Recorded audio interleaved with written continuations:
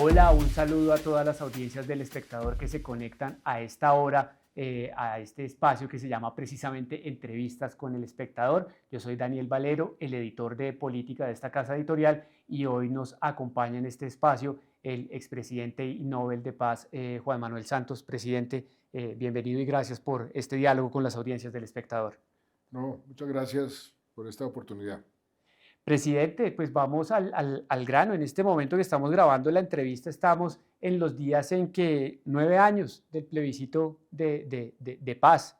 Eh, ¿Tiente a un guayao? ¿Cómo lo ve en el tiempo, la cabeza que le ha dado esta casi década, pues, presidente? Pues mire, 9 años del plebiscito, por supuesto que fue un resultado desafortunado porque perdimos por un porcentaje mínimo Ujú. debido a dos fenómenos. Uno, el huracán Mitchell, que nos quitó cerca de 4 millones de votos por el sí y perdimos por alrededor de 50.000.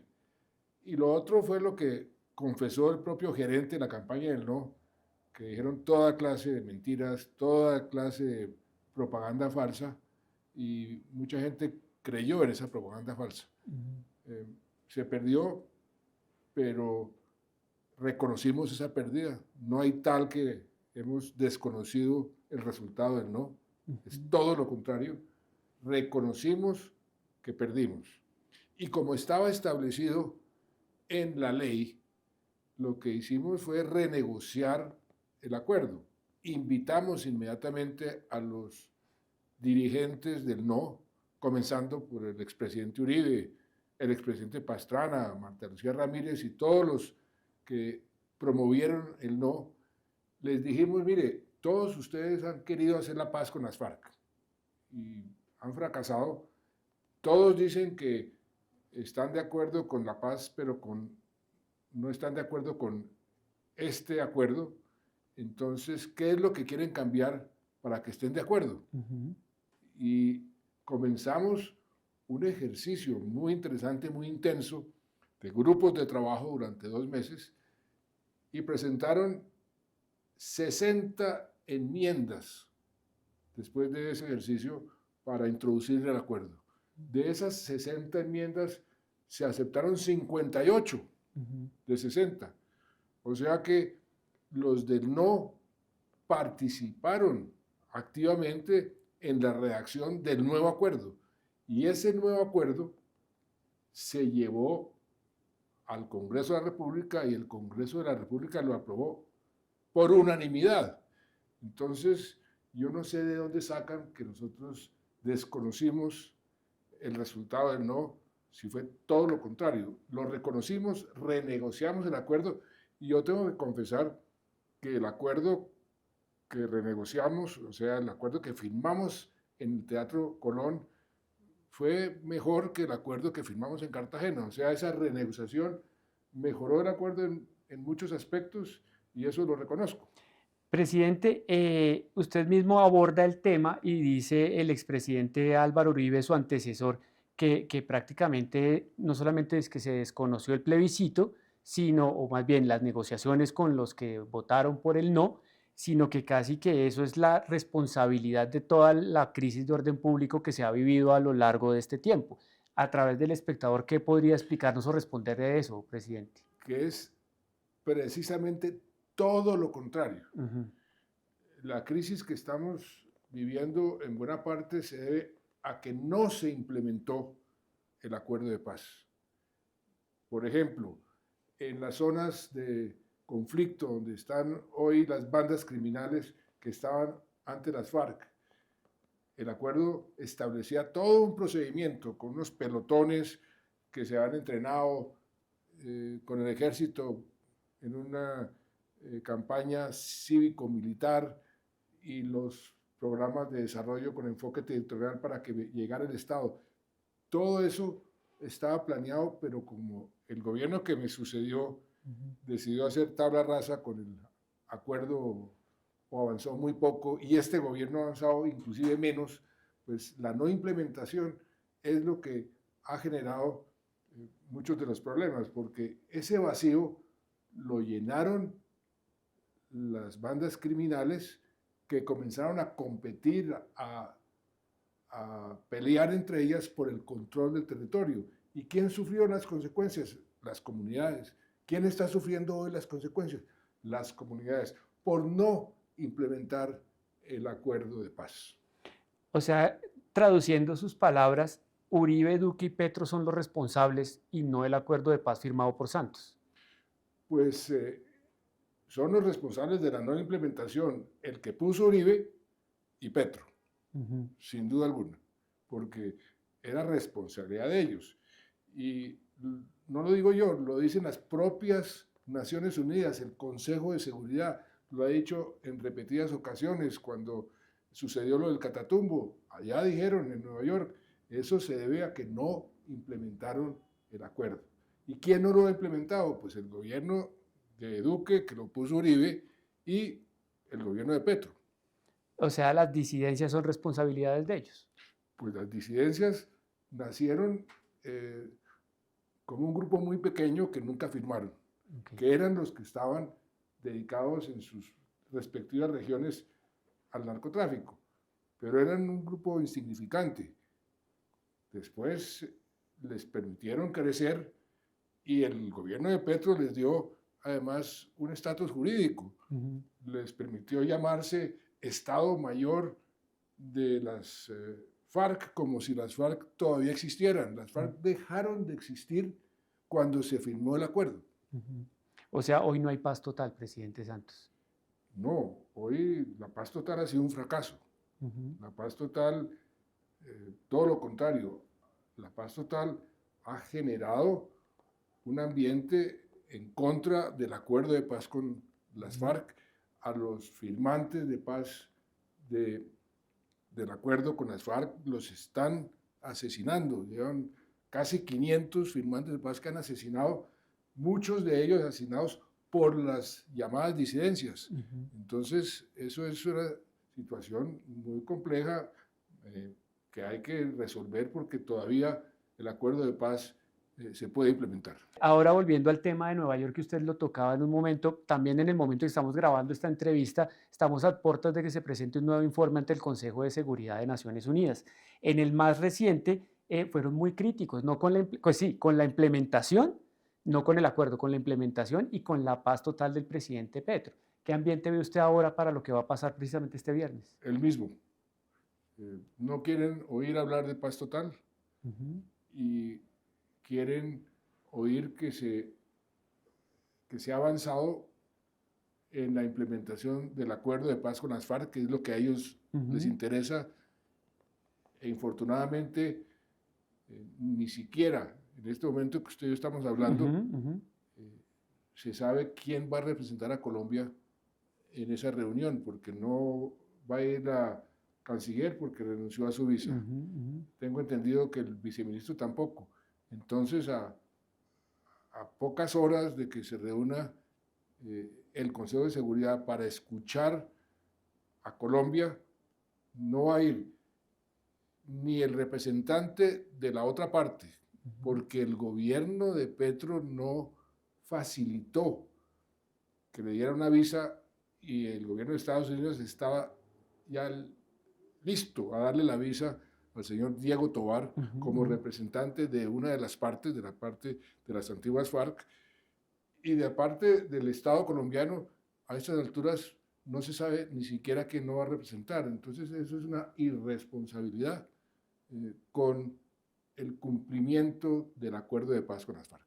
Y este ambiente de tensión entre Washington y Bogotá, el presidente Petro sin visa, la canciller que usted lo acaba de mencionar en su respuesta, ¿puede incidir en todo esto? ¿Puede golpear? ¿Puede hacer más negativo el ambiente? Pues yo pensaría que sí lo puede hacer más negativo, pero esperaría que no lo hiciera.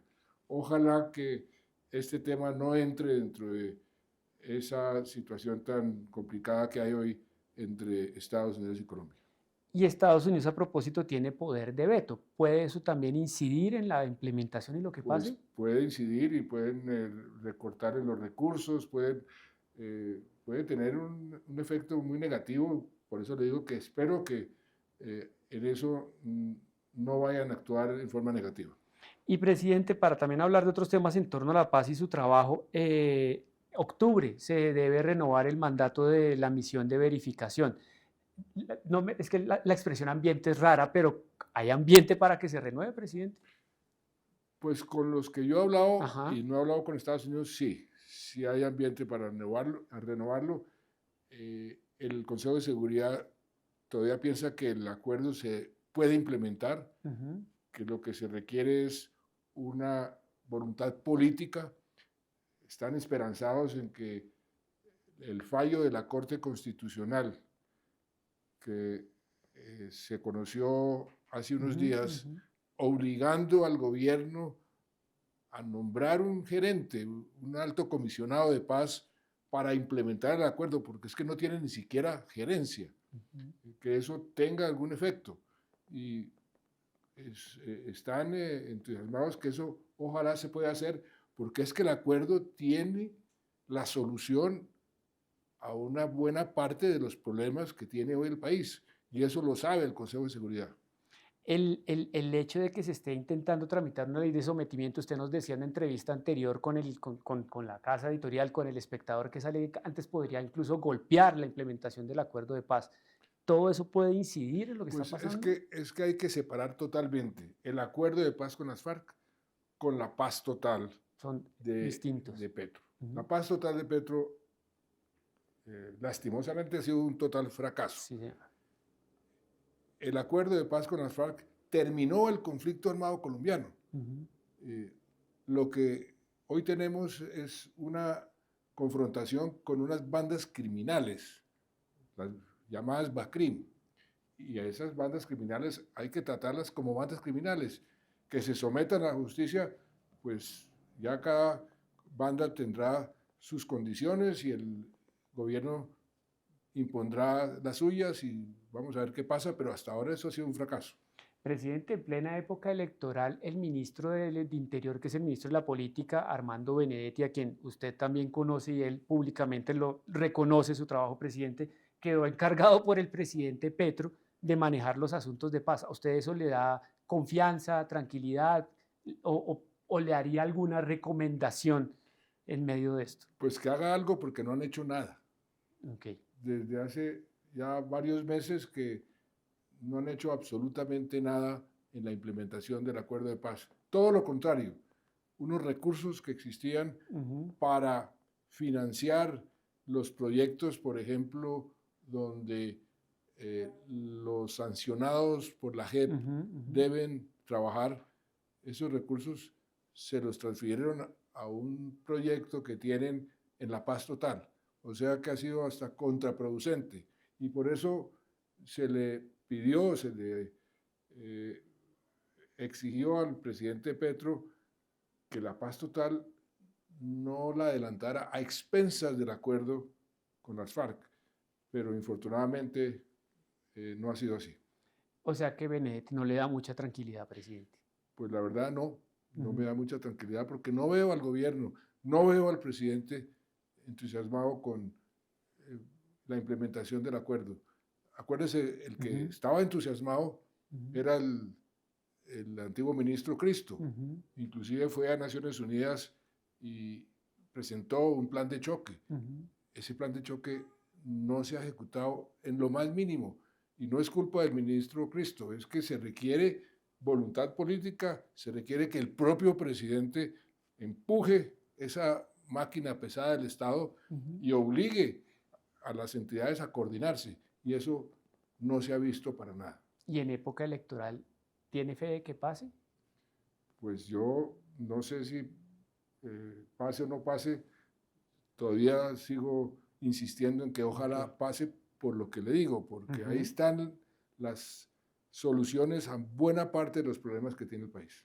Presidente, a propósito de Naciones Unidas, en estos días, pues que estuvo la Asamblea General, usted tiene un trabajo con el grupo de The Elders, porque usted lo lidera y demás. Estuvo todo el tema de Israel, Gaza, la misma reestructuración de Naciones Unidas frente a este tipo de procesos.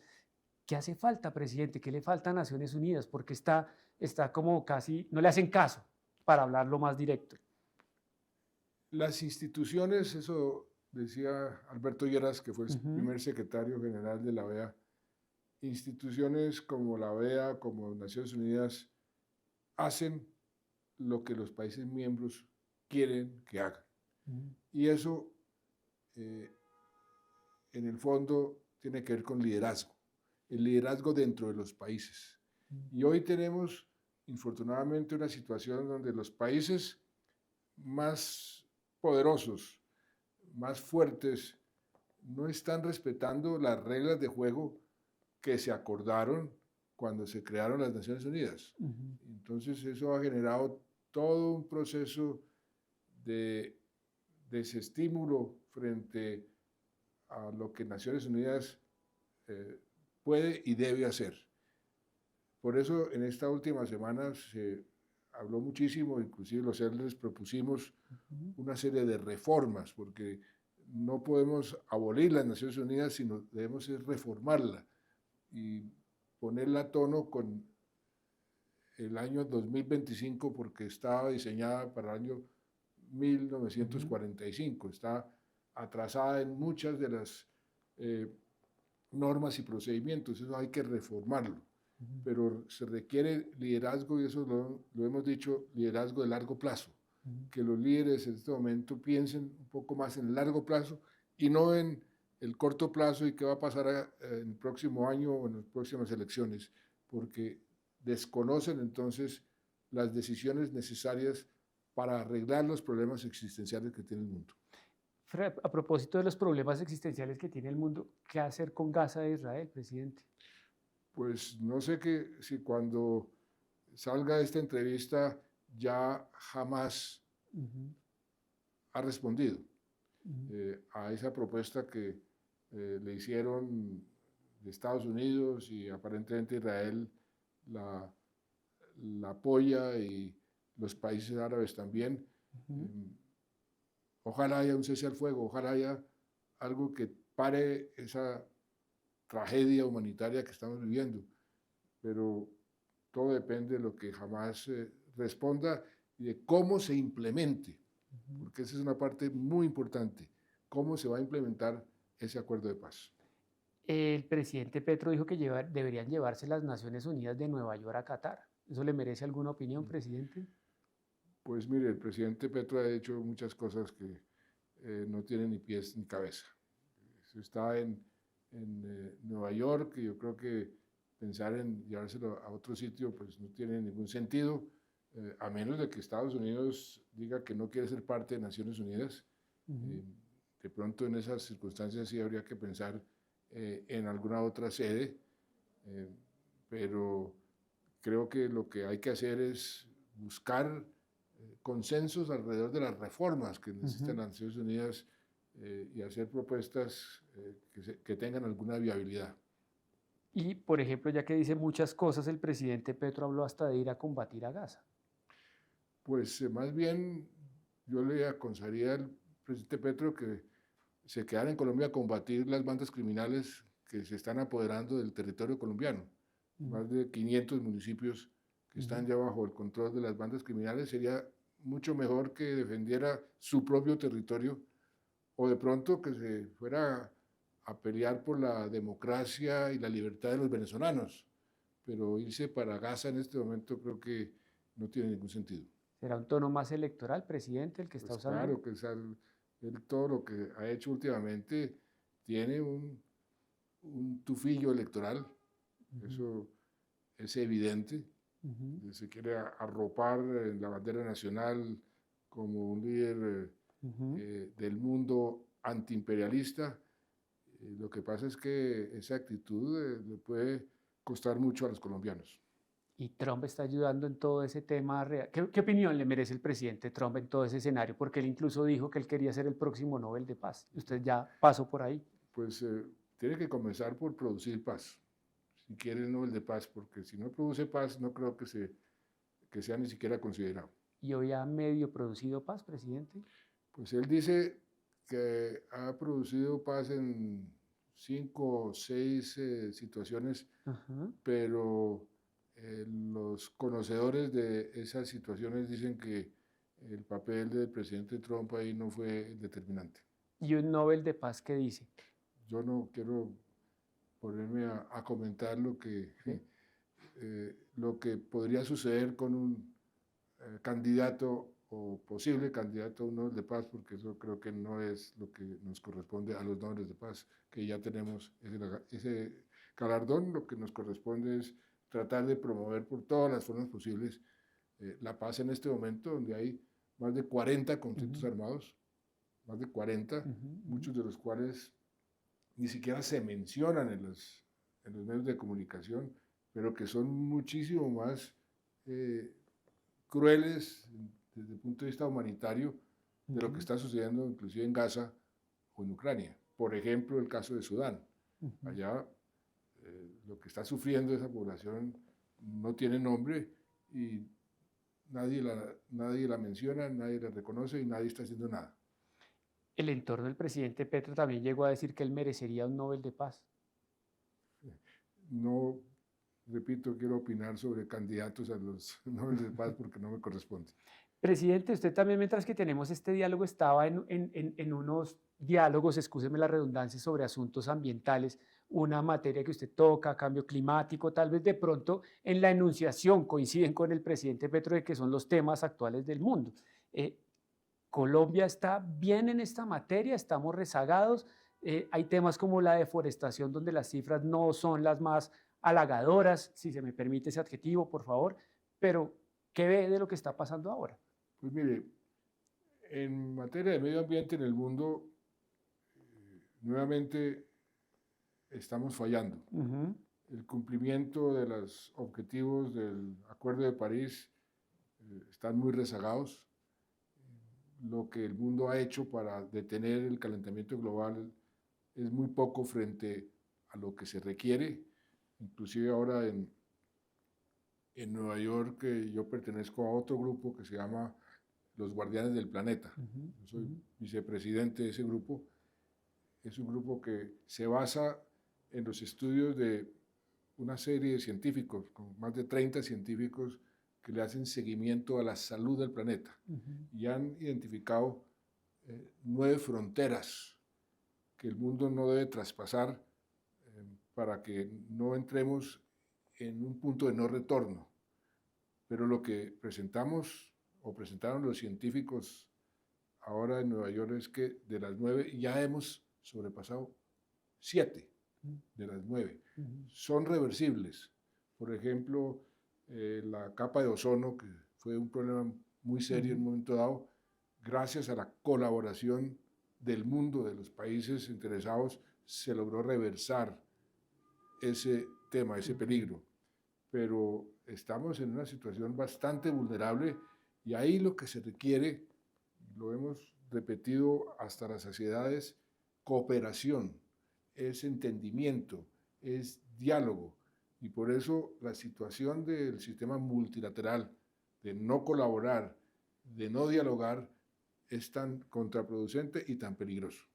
Y en estos tiempos que usted analiza esto, está al frente de estos grupos, le insisto a lo que le formulaba en la pregunta, ¿cómo ve a Colombia en esta materia? Hablamos de transición energética y demás, pero... Colombia tiene una inmensa importancia en la discusión sobre medio ambiente, sobre biodiversidad y cambio climático, que son además dos caras de una misma moneda, cambio climático y biodiversidad. Por eso una de las propuestas que yo he venido diciendo es hay que fusionar las COP, la COP de biodiversidad, la que se hizo aquí en Colombia, en Cali, y la COP que se va a hacer en Brasil.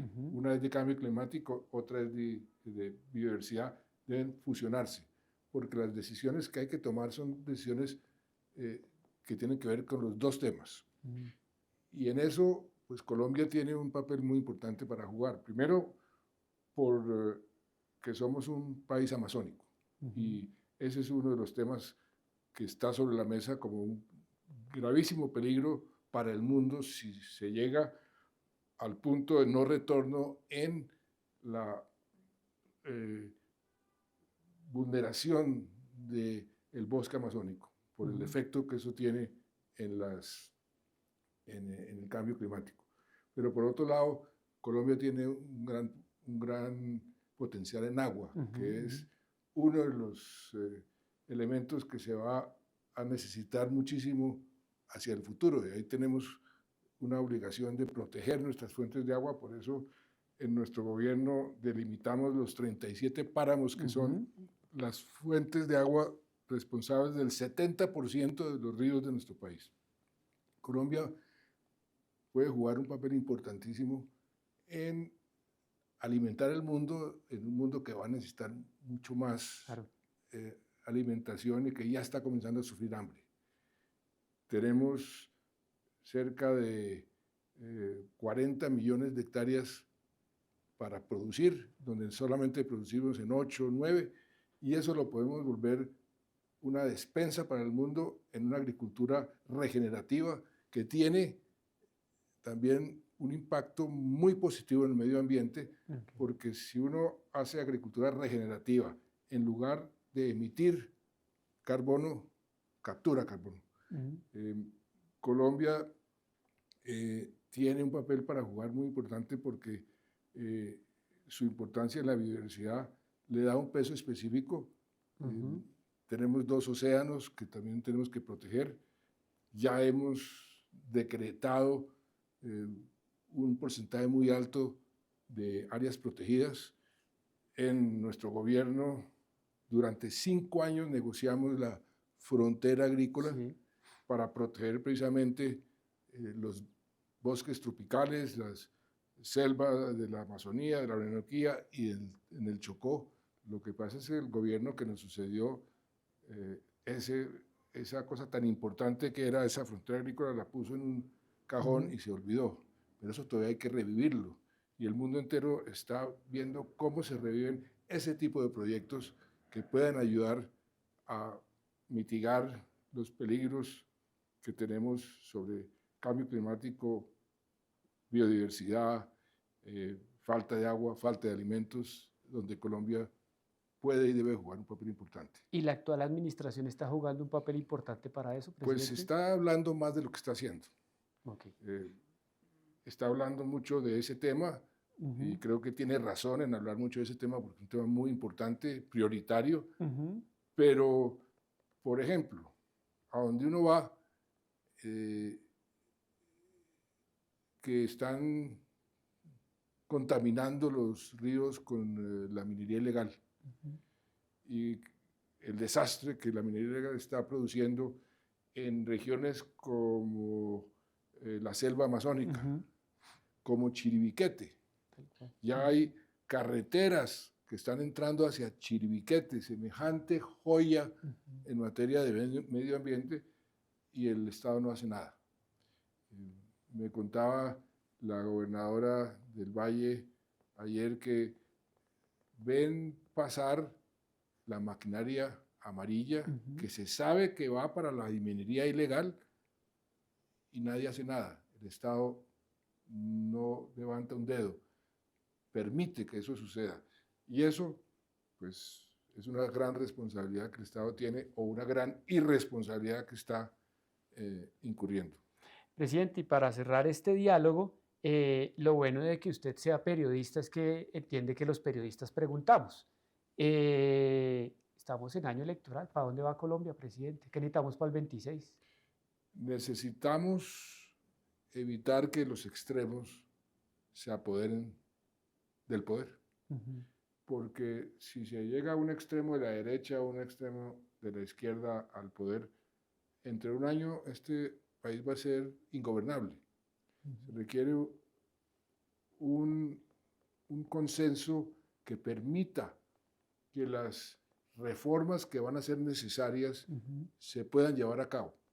Porque el próximo presidente va a encontrar un país en serísimos problemas en materia de seguridad, en materia económica, en materia de energía, en materia de salud. ¿Y cómo va a arreglar esos problemas si no tiene un mínimo de gobernabilidad? Y la gobernabilidad se construye armando consensos, no asumiendo posiciones radicales. Mire lo que ha pasado con Petro, Ujú. pero eso también puede pasar con la extrema derecha si es que la extrema derecha llega al poder. Yo espero que, yo digo, ni Petro ni Uribe. Ujú. Necesitamos es moderación, un centro que defienda la institucionalidad del país, que defienda unas políticas que sean efectivas para resolver los problemas.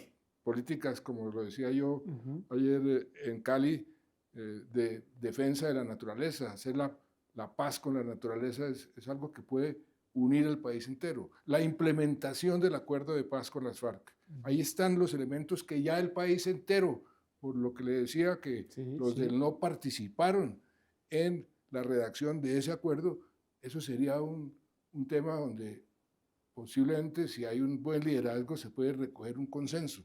Entonces, eso es lo que necesitamos para sacar el país adelante. Y en medio de ese más de 100 candidatos, ve a alguien que enarbole eso. Yo no me voy a poner a mencionar nombres, Ujú. pero estoy seguro que alguno va a surgir porque las circunstancias siempre facilitan que surjan los líderes. Espero que surja un buen líder y no un mal líder. Y ya para cerrar, presidente, usted dijo que el país no necesita ni extrema derecha ni extrema izquierda por lo que ha visto actualmente el país. ¿Estamos en una extrema izquierda, presidente? Pues estamos en un extremismo, además, un extremismo dialéctico.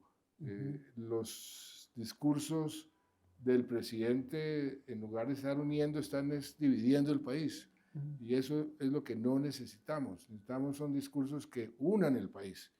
Pero esos insultos permanentes de lado y lado, porque no Ujú. solamente el presidente, del lado de la oposición también, lo que llaman la violencia verbal, Ujú. que lleva a la violencia física, en la mayoría de los casos es la que tenemos que atemperar. Presidente, muchas gracias por este espacio para el espectador y para las audiencias que lo han escuchado durante estos minutos. No, gracias a usted por la oportunidad. Bueno, y a ustedes no olviden estarse informando siempre a través de todas las redes sociales del espectador y de nuestra página web www.elespectador.com. Y pues bueno, hasta una próxima oportunidad en estos diálogos. Que estén bien.